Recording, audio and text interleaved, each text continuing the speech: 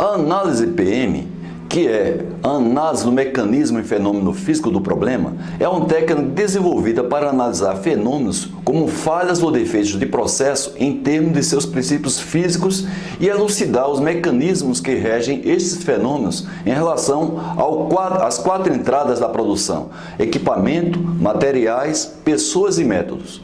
Com isto, são removidos sistematicamente os defeitos que contribuem para as perdas crônicas. A necessidade da utilização desta técnica deve-se aos seguintes fatores. Primeiro, não existe o hábito de se utilizar o raciocínio teórico para os fenômenos. Segundo, não se faz raciocínio teórico a respeito dos fenômenos. As causas importantes acabam também não sendo analisadas. Começam a ser apontadas causas que nada têm a ver com o problema. E também a solução fica na base da improvisação.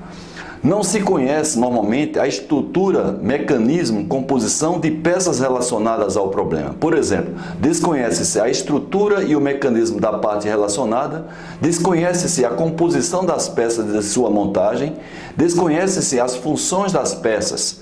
E também, devido aos fatores acima, ocorrem falhas na hora de listar as causas. A outra questão é que a abordagem das causas normalmente ela é imperfeita. A forma de abordar as causas muitas vezes chega a ser até grosseira. Também há falta de detalhamento nas causas apontadas. A outra questão é que o raciocínio baseado em pontos principais, tomando-se apenas as causas que geram maiores influências. Por exemplo, toma-se apenas os pontos que se acredita terem maiores influências. Filtram-se esses elementos mentalmente. Decide se esses elementos têm ou não relação com o problema. Desprezam-se também os elementos que se acredita que tenham pouca influência, e muitas vezes isso daí engana. A análise PM é desenvolvida em 7 etapas. Eu vou detalhar agora para você cada uma delas, já que é difícil encontrar literatura específica sobre o tema. A etapa 1 é onde se esclarece o problema. Então, as dicas que eu dou para isso. Primeiro, investigue criteriosamente o problema. Compare a sua aparência, condições e partes afetadas com os equivalentes de equipamentos similares.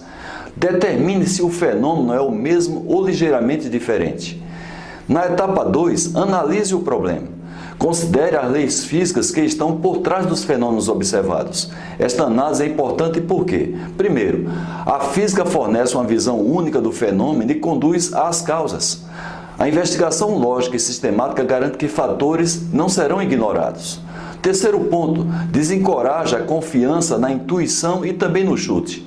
Quarto ponto importante, ele nos força a reavaliar as causas básicas, ações corretivas e itens de controle para perdas crônicas atacadas sem sucesso no passado. Na etapa 3, você vai levantar todas as condições potencialmente relacionadas ao problema. Você vai listar as condições que precisam estar presentes para que o fenômeno ocorra. Estude também sistematicamente as condições fundamentais afloradas pela análise física. Eu gostaria de lembrar vocês 2 coisas. Primeiro, as perdas não podem ser completamente eliminadas quando algumas condições são ignoradas.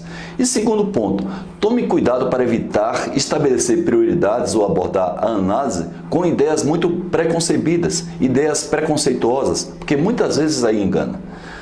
Na 4ª etapa, você vai avaliar a correlação entre o homem, a máquina e os materiais.